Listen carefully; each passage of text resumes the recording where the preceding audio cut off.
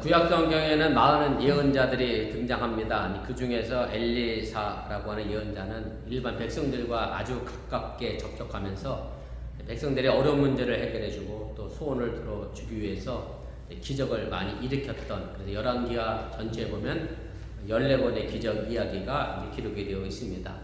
그래서 엘리사는 진정으로 백성들이 간절히 원하는 것이 무엇인지 자신의 몸으로 직접 체험하고 그 백성들의 간절한 바람에 응답하는 그런 예언자의 전형적인 모습을 보여주고 있습니다. 그래서 엘리사는 불의한 권력을 보고 비판의 목소리를 높이기도 하고, 또 잘못된 백성을 보면 야단을 좀 치는 예언자이기도 하고, 또 엘리사는 모든 경계를 뛰어넘어 사람들의 절박한 문제에 대하여 답을 찾아주던 그런 어찌게 보면 백성의 예언자, 민중의 예언자라 그렇게 말할 수가 있습니다. 엘리사는 원래 농부였습니다. 열왕기상 19장에 보면 엘리사가 소 12결의로 밭을 갈고 있었다. 그래서 결의는 이제 2마리 소가 이끄는 멍에를 이제 말하는 건데, 엘리사가 총 24마리의 황소로 밭을 갈고 있던 것으로 봐서 엘리사가 굉장히 분홍이었던 것으로 이제 생각이 되고요. 엘리야가 겉옷을 던지면서 이제 엘리사를 부르자 엘리사는 자신의 농기구를 모두 불태우고 소 2마리를 잡아서 백성에게 주어 먹게 하고, 그 다음에 엘리야를 따라가 제자가 되었습니다. 그리고 나서 8년이 지난 다음의 이야기가 바로 오늘 본문의 말씀입니다. 엘리사는 엘리야의 뒤를 이어 예언자로서 활동하게 됩니다. 엘리사는 이스라엘의 가장 나쁜 왕이었던 아합 왕의 아들 여호람이 왕으로 있을 때부터 시작을 해서 예후 왕까지 활동을 했는데요. 역사적인 연대를 보면 기원전 850년에서부터 800년까지 약 50년 동안 하나님의 선지자로서의 사역을 감당을 했습니다. 구약 성경에 보면 죽지 않고 하늘로 올라간 사람이 2명이 있는데, 그 중에 한 명은 에녹이고 또 한 사람은 바로 오늘 본문에 나오는 엘리야입니다. 오늘 우리가 읽은 본문의 말씀이 바로 엘리야가 죽지 않고 이제 하늘로 올라가기 전에 마지막으로 엘리사와 더불어 여행하는 그런 내용이고, 오늘 본문 11절에 보면 엘리야가 하늘로 올라가는 장면이 그려지고 있습니다. 제가 다시 읽어드립니다. 2 사람이 길을 가며 말하더니 불수레와 불말들이 2 사람을 갈라놓고 엘리야가 회오리 바람으로 하늘로 올라가더라. 오늘 본문에 등장하는 장소는 이제 길괄, 그 다음에 베델, 여리고 이 3 장소가 등장하고요. 그 다음에 이 3 장소와 더불어서 요단강을 엘리야와 엘리사가 함께 건너가게 됩니다. 본문에 등장하는 장소들은 이스라엘 역사에 있어서 아주 중요한 의미를 갖고 있는 그런 장소들이고, 특별히 아브라함과 이삭과 야곱으로 대표되는 족장들이 삶과 죽음과 연결되어져 있는, 그리고 출애굽 사건과도 연결되어져 있는 아주 중요한 장소이기도 합니다. 또한 팔레스타인 지역도 우리 나라처럼 남과 북이 분단되어 있던 상황입니다. 북쪽 이스라엘과 남쪽 유대가 팽팽하게 긴장관계로 놓여 있을 때에 북쪽에서부터 남쪽으로 내려가는 그 중간에 요단강이 걸쳐져 있습니다. 그래서 남과 북을 하나로 연결해 가는, 요단강을 건너가는, 그래서 엘리사가 통일왕국의 꿈을 꾸는 그런 예언자로서의 활동을 그가 하게 됩니다. 엘리야의 뒤를 따라가는 이 엘리사의 모습은 그냥 산책길에 따라 나서는, 스승을 따라가는 그런 길이 결단코 아니었습니다.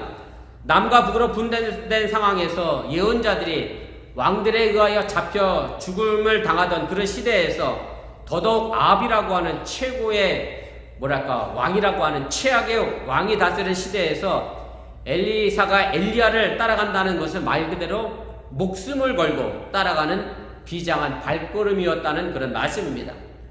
그래서 엘리야는 장소를 옮길 때마다 엘리사에게 그만 따라오라고 거듭거듭 얘기합니다. 그곳에 머물러 있으라. 나는 이제 하나님께서 나를 하늘로 들려 올라가기 때문에 내 길이 마지막이니 더 이상 따라오지 말라고 거듭 말하지만, 그러나 그때마다 엘리사가 엘리야에게 똑같은 말로 3번 반복해서 이런 말을 합니다.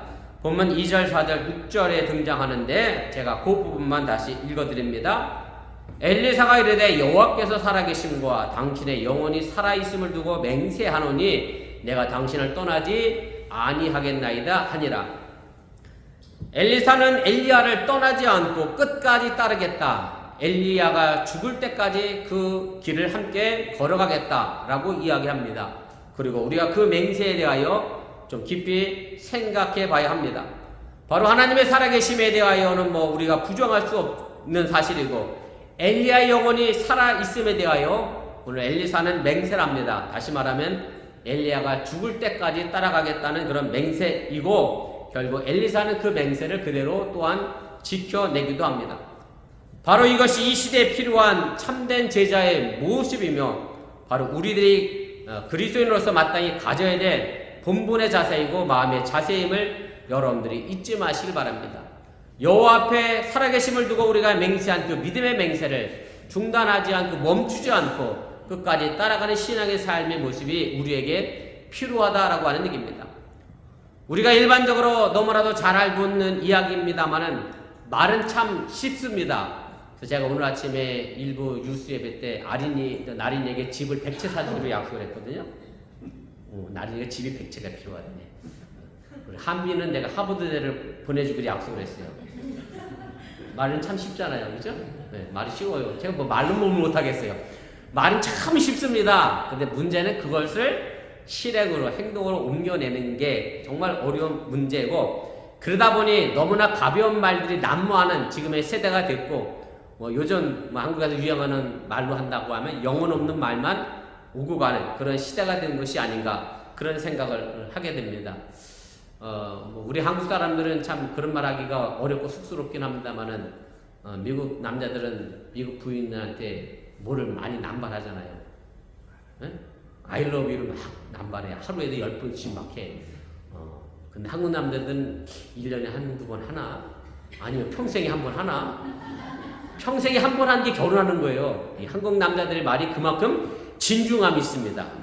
저는 미국 남자들의 이 I love you의 영혼 없는 말이 과연 얼마나 무게감이 실렸을까? 그랬더니 노은이가 그 말을 도저히 믿을 수 없다. 우리 아빠 말은 무게감이 없대나. 아무튼 우리들의 말이 너무나 무게감이 없는 것이 현실이고, 우리가 이 시대 속에서 우리 기독교인들이 내가 하는 말이 어떤 무게감이 있는지를, 어떤 무게감이 실려 있는지를 우리가 좀 생각해 볼 필요가 있습니다. 여러분들이 아시는 것처럼 예수님이 십자가를 앞에 두고 제자들에게 자신이 십자가에서 못 박혀 죽을 것을 3번 예언을 하시게 됩니다.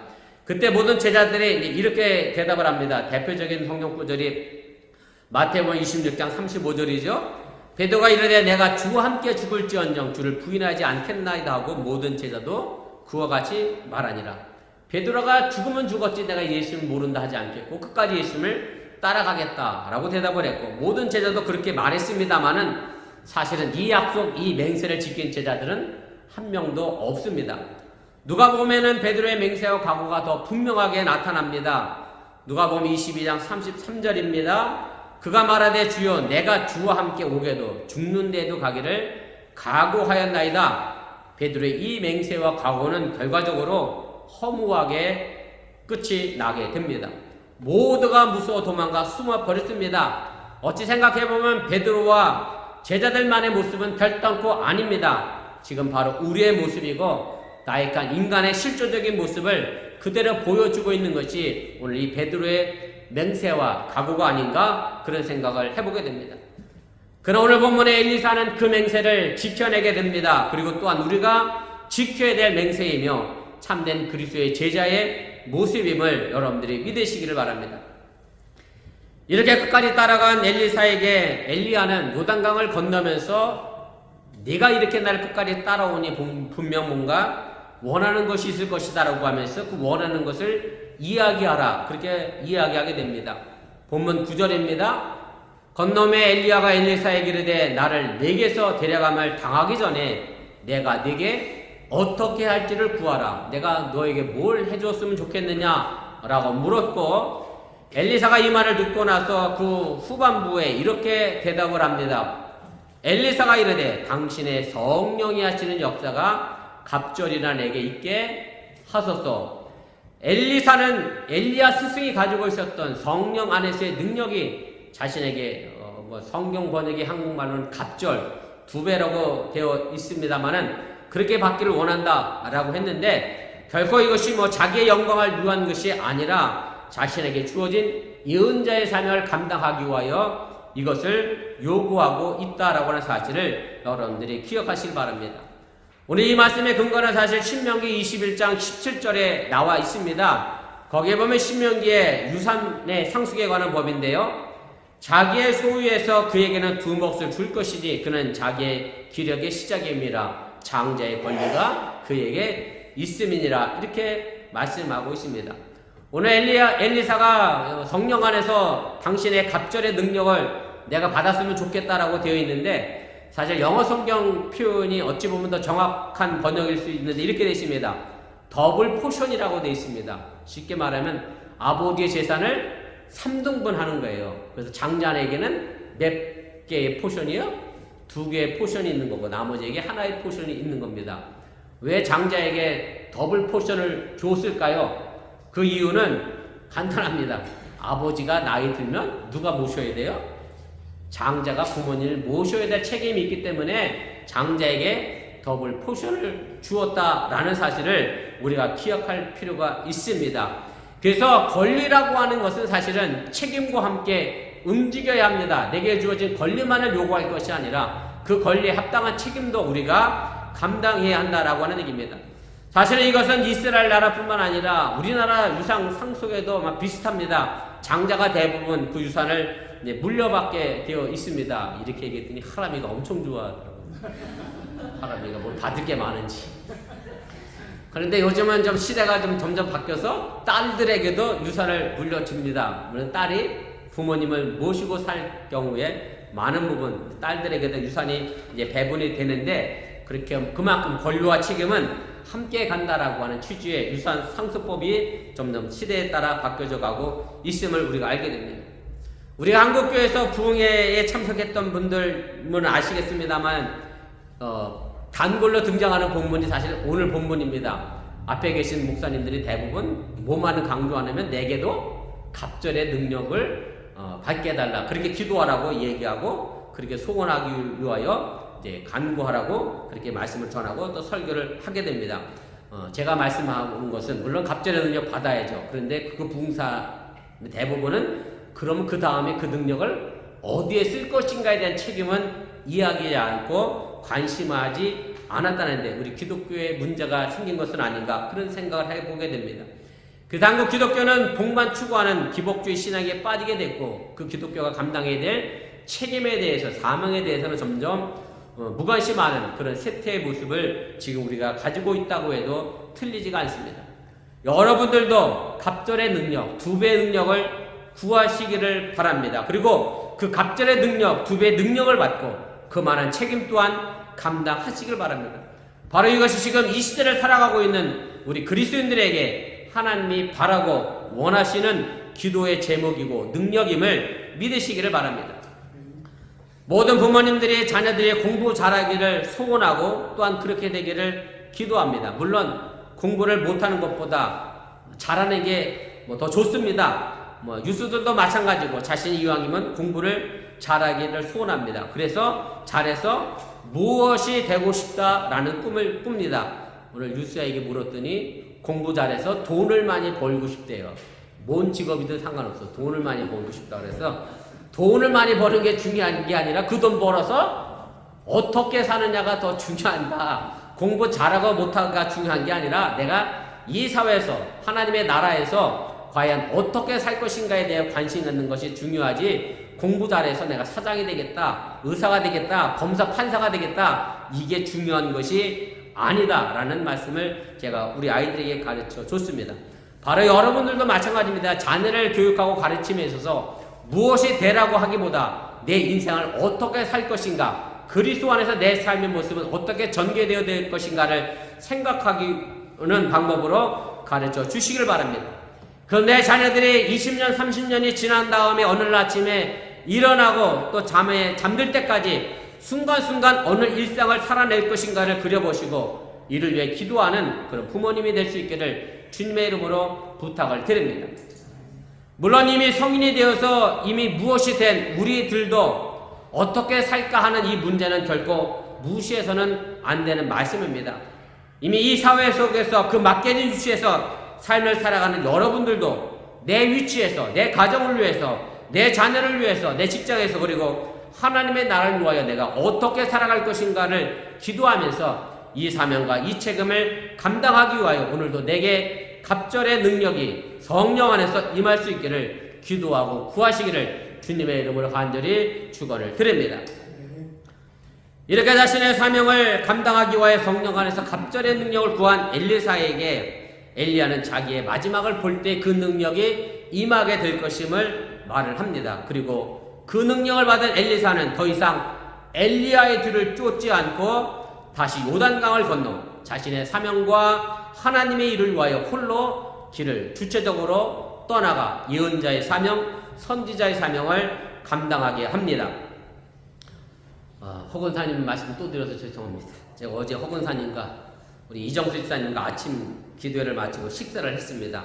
병옥이를 결혼시키고 나서 떠나보낸 일로 여러 가지 마음 쓰시고 보다 한결 가벼운 마음으로 결혼식 이야기를 나눴는데 그런 중에 이정수 집사님이 제게 이런 질문을 하세요. 제가 뉴엠부에서 살다 와서 저 꼭대기에 있는 신앙인들과 이 남쪽에 있는 신앙인들이 어떻게 다르냐고 이렇게 물으셔서 제가 그렇게 대답했습니다. 저기 동부에 계신 분들은 동부나시 같습니다. 그랬어요. 동부나시가 어때요?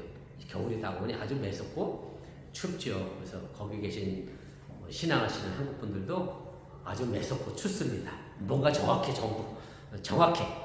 걸 좋아하셔. 이 남쪽에 오니까 따뜻하고 정이 많아 참 좋습니다. 제가 이 얘기를 하려고 하는 건 아니고 그래도 이제 이정수 집사님이 그런 얘기를 해요. 이게 회사에서 보면 생긴 게 완전 우락부락한 게 거의 살인자같이 생긴 사람이 밥 먹을 때 꼭 기도하고 밥을 먹는데 아니 저 사람이 이렇게 볼 수밖에 없는 상황이 연출된다는 거예요. 그래서 또 그런 얘기를 하셔요. 식당에 이렇게 같이 가면 여러 명이 대가족이 모여갖고 손 잡고 함께 식사 기도하는 이렇게 열심히 기도하는 모습을 본다는 거예요. 그래서 이쪽이 괜히 바이블 벨트가 아니구나 보수적인 신앙의 모습들을 참 가지고 있다 그런 얘기를 하셔서 제가 우리 허건사님과 이 집사님에게 그런 말씀을 드렸습니다. 사실 바로 이런 모습이 기독교가 이루어야 될 신앙인의 생활화입니다. 신앙은 교회 안에서만 하는 게 아니라 일상의 삶의 모습 속에서 해야 한다라는 그런 말씀을 드렸습니다. 물론 단순히 식사 기도하는 거 보고 저 사람이 신앙생활 잘한다라고 단정 지을 수는 없습니다. 식사 기도만 할 수도 있어요. 딴 건 잘 못할 수도 있습니다. 그러나 그것이 작은 실천을 통해서 그것을 통하여 그 누군가에게 다른 영향과 선한 영향력을 미치게 된다라고 하는 얘기입니다. 어쨌든 이정수 집사님도 그런 모습 보니까 좋더라 말씀하시니 어쨌든 선한 영향력이 되어져 간다라고 하는 얘기입니다. 혹시 호수에 돌을 던져본 분들은 아시겠습니다만은 돌이 떨어진 호수의 처음 시작은 작은 원만이 그려집니다. 그러나 그 원의 파동은 점점 넓어지고 먼 곳을 향해 나아갑니다. 작은 신앙의 실천이 바로 그런 선한 영향력을 나타내고 만들어갈 수 있게 된다는 사실을 여러분들이 기억하시고 내가 어느 위치에 있든지 간에 어느 곳에 있든지 간에 신앙인으로서 그 책임과 사명으로 작은 영향력을 만들어갈 수 있기를 주님의 이름으로 간절히 부탁을 드립니다. 한국 기독교의 문제점 가운데 하나가 사실은 목사가 가르치는 대로 비판 없이 주체적이지 못하게 그냥 따라가는 신앙의 모습이라고 저는 생각합니다. 그래서 어떤 목사님의 말씀을 듣고 자랐느냐에 따라 신앙의 성향이 많은 차이점을 보이게 되는 것이 우리 한국 기독교인의 모습이기도 합니다. 우리가 흔한 말로 모태 신앙이라고 합니다. 어려서부터 그냥 교회를 다녔고 성경을 배우고 전달받은 사람들의 신앙의 모습은 사실 그저 그렇습니다. 대표적인 그런 아들이 누구냐면 우리 아들입니다. 우리 아들은 그저 그렇습니다. 제가 봐도 그저 그렇습니다. 그래서 모태신앙은 무슨 신앙이 될 가능성이 크냐면 뭘 못해요. 뭘 못해. 자기가 뭘 해본 적이 없거든. 엄마가 가자 그러는데 교회를 갔고 엄마에 끌려다녔고 엄마 가르치는 대로 마치를 배웠고 그렇게 했기 때문에 자기 주체적으로 뭔가 신앙생활을 위하여 열심을 내려고 하는 그런 모습은 찾아보기가 참 어렵습니다. 그러나 신앙인으로서 내가 직접 경험하고 만나고 알고 구하고 깨닫고자 하는 그런 주체적인 신앙의 모습을 내가 가지고 있을 때에 이 사회와 이 교회를 변화시켜낼 수 있는 그런 능력이 된다라고 하는 사실을 여러분들이 잊지 마시길 바랍니다. 흔한 말로 남편이 부인 치맛자락 잡고 천국에 갈 수는 없습니다. 끌려 나왔다 할지라도 깨닫고 배우고 알고자 하는 구도자의 자세가 우리에게 필요하다라고 하는 얘기입니다. 오늘 엘리사가 자신의 예언자적 사명을 감당하기 위하여 자신의 스승인 엘리야에게 갑절의 능력 얻기를 소원했고 그 사명대로 살아갔던 것처럼 먼저 그리스도인으로서 우리의 정체성을 찾기 위한 노력이 우리에게 필요하고 그 사명과 그 책임을 가지고 살아갈 수 있기를 바랍니다. 엘리사가 엘리야를 끝까지 따라갔을 때 그 노력은 엄청난 인내를 요구했을 겁니다. 끊임없이 스스로에게 물어봐야 합니다. 나에게 부족한 것이 무엇인가? 내게 필요한 것이 무엇인가? 이 물음을 통해 예수님과 먼저 간 신앙의 선배들을 통해서 내가 가야 할 길이 무엇인지 찾고 묻고 걸어가는 것이 우리의 신앙의 삶의 모습이 되어져야 한다는 그런 말씀입니다. 중국의 현대문학을 대표하는 소설가이자 혁명가인 노신이라는 사람이 있습니다. 중국 발음으로는 류신이라고 발음하고 한문으로 보면 그냥 노신인데요. 그렇게 많은 작품은 쓰진 않았습니다. 중편 한 편과 아주 짧은 단편 32편의 소설을 썼음에도 불구하고 그의 작품이 중국 정치사와 문학사에 큰 업적을 남겼습니다. 노신의 작품 가운데 아주 정말 짧은 사소한 사건이라고 하는 글이 하나 있습니다. 자신이 경험을 바탕으로 쓴 아주 짧은 글인데 이런 내용입니다. 제가 풀어서 설명하면 이렇게 됩니다. 어느 날 이 노신이라고 하는 사람이 겨울날 급한 용무가 있어서 인력거를 타고 거리를 달려가고 있었습니다. 그러다가 갑자기 길을 건너가려고 하는 한 노인네가 있었는데 그 노인을 그만 이 인력거가 치여서 길바닥에 넘어지게 됐습니다. 그런데 이제 노신이 보기에 그 넘어진 할머니가 그렇게 많이 다쳐 것 같지도 않고 그렇게 크게 세게 부딪힌 것 같지도 않으니까 자신의 갈 길이 바쁘니까 그리고 그 할머니가 금방 일어서서 걸어가니까 인력거를 끄는 사람에게 내 가는 길이 바쁘니 좀 가달라 그렇게 바삐 재촉을 했습니다. 그랬더니 인력군이 이 노신의 말을 묵살하고 그 할머니를 정성스럽게 부축하면서 바로 근처의 파출소로 데려가는 것을 그가 보게 됐습니다. 그리고 마지막 구절은 제가 그대로 읽을 테니 한번 들어보시기 바랍니다. 그 광경을 보는 나의 눈에 갑자기 그 남루의 인력거군의 뒷모습이 크게 보이면서 동시에 나 자신은 한없이 초라하게 느껴지는 것이었다. 자신이 인력거를 탈 수 있는 그래도 신분이 괜찮고 돈이 있었던 사람이었다라고 생각했는데 그리고 정말 보잘것없는 직업이라고 생각했던 인력거를 끄는 사람을 통해서 자신의 한없는 초라한 모습을 발견하게 됐다. 그리고 자신이 중국 역사에, 정치사에, 문학사에 큰 영향을 끼치는 사람으로 거듭나게 됐다는 것을 우리에게 보여주고 있습니다. 우리의 삶의 모습, 물론 세상적으로 우리가 뭔가 내세울 것이 없는 평범한 일반적인 삶의 모습들을 여러분들이 살아갑니다. 그러나 그 일반적이고 평범한 어찌 보면 남들이 보기에 정말 보잘것없는 삶일 수도 있겠습니다만은 그러나 그 삶의 모습을 통해서도 그 누군가에게 선한 영향력을 미칠 수 있음을 다시 한번 기억하며 한없이 커져가는 저와 여러분들이 되어줄 수 있기를 주님의 이름으로 간절히 부탁을 드립니다. 엘리사는 여호와 하나님의 살아계심을 두고 맹세를 했고 그리고 그 맹세를 끝까지 지켜냈습니다. 그리고 엘리사를 통해 하나님의 살아계심을 많은 사람들에게 보여주게 되었습니다. 엘리사는 엘리야를 따라 길갈에서 베델로 그리고 베델에서 여리고로 여리고에서 요단강을 건너갔습니다. 지금 주님의 길을 따라가는 우리는 어디서 어디로 향해 가고 있는지 나는 어떤 영향력을 미치고 있는지 돌아보시면서 주체적인 믿음과 신앙을 가지시고 멈추지 마시고 끝까지 주님을 따르며 충성할 수 있기를 주님의 이름으로 간절히 축원을 드립니다.